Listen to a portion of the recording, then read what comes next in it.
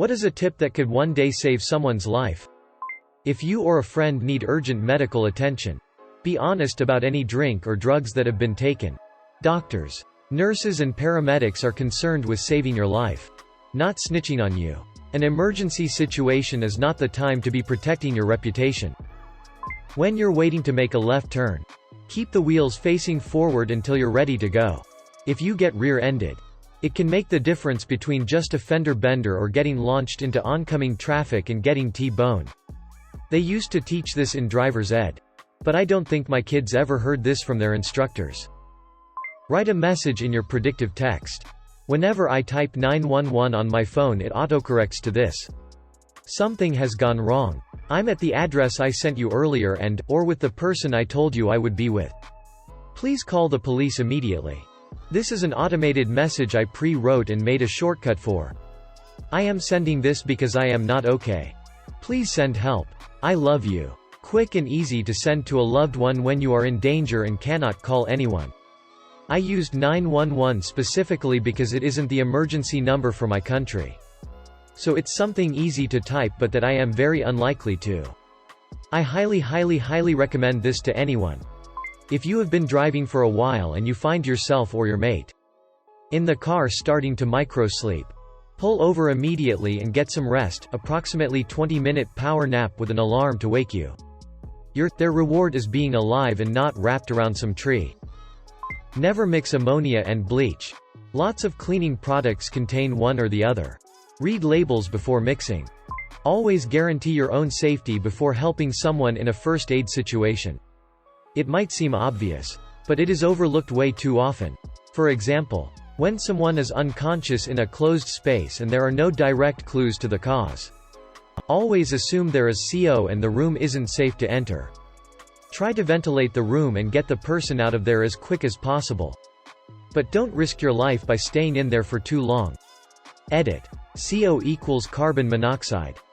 If you fall into a fast-moving river, do not stand up. You risk pinning your ankle in rocks or debris in the riverbed and getting knocked over by the current. This carries a high risk of drowning. Float on your back, keep your feet up, and wait until you find calmer water. Then make your way onto the shore. Don't lie to doctors or lawyers. They can't rat on you without severe consequences to their livelihood. Never use water on a grease-oil fire. Use an extinguisher. If you are ever caught in a rip tide, swim parallel to the shoreline and perpendicular to the current. If you swim into it, you will die. If you let it take you out to sea and aren't a strong swimmer, you will die. If you aren't a strong swimmer, stay out of the ocean.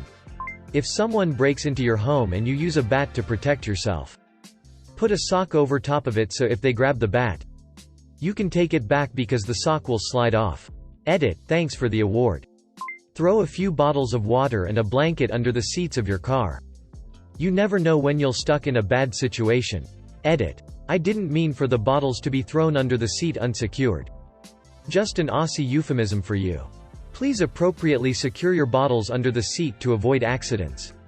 If you're the first person to be on the scene of an emergency, don't wait for someone else to call emergency services.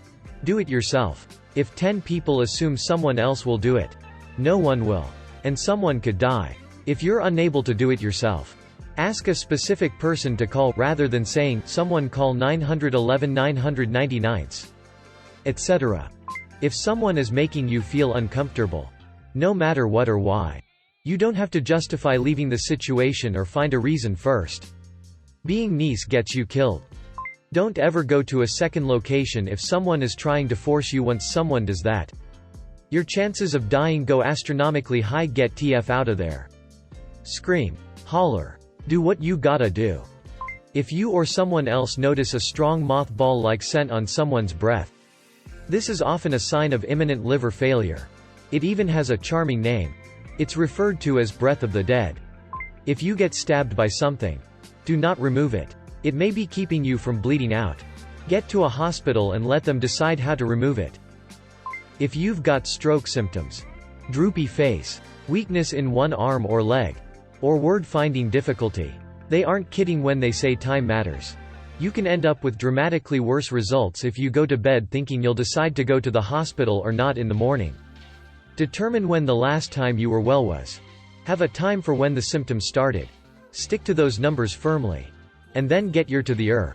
There are medications that can help a lot, but only if they're given within a precious few hours. Fewer hours than a night. Fewer hours than you've got after a bathroom trip in the small hours of the morning even. Go immediately. If you think someone is following you, take 4 rights in a row. If they are still behind you, drive to the nearest police station. To save your child's life. If they start talking crazy, laughing or crying uncharacteristically or for no reason, just feel their forehead to check for a fever. Takes 2 seconds. But happened with my daughter once. She looked fine but was acting like something out of The Exorcist. When I felt it, she was burning up with something like a 103 fever. Could have been really bad if I'd let it go. And she was too young and/or messed up to even realize what was really happening to her. Do not do anything you see Bear Grylls do on TV if you're stuck in an actual survival situation. Unless there are extreme circumstances that require you to keep moving or hiding. It is best to stay in place and use resources in your immediate area to build shelter and a signal fire. Search parties will always look for you in the last known place you were. So stay put. Venturing around can make you more lost, and it usually costs more calories than you can replenish while on the move. It may be gross, but the best source of food you will have if lost in the woods will be bugs. Overturn a log, lift rocks, and collect bugs. They are almost pure protein, and you will need protein in your body more than almost anything in order to stay alive. Wasting energy hunting animals that you aren't experienced hunting will cost more calories than you can replenish when eating them. If you don't have a gun or bow already handy, the process of creating a weapon to hunt with, combined with the hunt itself, is extremely energy costly. Eat bugs, find water, stay put, build fires. If someone, especially a kid, is choking on their food or some object, don't try to pull it out of their mouth by sticking your fingers in it. You'll only force the stuff deeper. Panicked mothers have killed their children this way. Learn the correct maneuver instead. Don't be afraid to go to a psychologist. It's nothing to be ashamed of. I keep telling this to a friend of mine, but he keeps refusing. I try to help and listen. But in the end, there is only so much a normal person can do. Make sure to have a smoke alarm, smoke detector in your bedroom, and the rooms leading to your front door or outside. They're cheap and they will save your life. You won't always be able to detect smoke or a fire, especially when you're sleeping.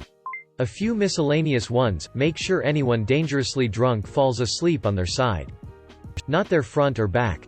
This prevents them choking on their own vomit. If you get stabbed, don't pull out the object. Not only are you essentially stabbing yourself again in reverse, but you're removing the thing keeping your blood in your body. If someone's in shock, lay them down on the ground and elevate their feet. Learned this one from anatomy class. This way you simultaneously prevent any damage from falling, but you make sure their blood goes to their brain and heart. Swim parallel to the shore if you get caught in a riptide. You can't fight the current. It's sometimes better to not help a drowning person. Someone panicked and filled with adrenaline can very easily also pull you under and drown you too. Act immediately on any stroke or heart attack symptoms, as quick treatment is the one thing that'll save your life. Speaking of heart attacks, women tend to have very inconsistent and lesser-known symptoms with them. If you're a woman who thinks you're at risk due to age, weight, etc., don't write off any unexplained medical problems you start having. Never eat wild berries. They're probably poisonous. Always assume all other drivers don't know what they're doing and protect yourself, aka drive defensively. Rule of threes: you can last 3 minutes without oxygen, 3 hours without shelter in extreme conditions, 3 days without water, and 3 weeks without food. That ended up being longer than I planned on it being. But these are all solid as far as I know. If someone's having a coughing fit, choking, ask them, "Are you choking?" If they start cursing you for a dumb question, then they're not choking, or they just reply with whatever and should be able to sort themselves out on their own. Keep an eye on them to make sure. If they can't answer you, start pawing at themselves. Or stand up to leave but can't talk. They're choking and you need to start first aid. My family are well used to me just mildly watching them cough and asking, "Are you choking?" I do not bang them on the back just because. Not really a normal tip for a normal guy, but if you somehow find yourself in a North Korean hotel, remember that the rooms are bugged. At least in the room that I was staying in.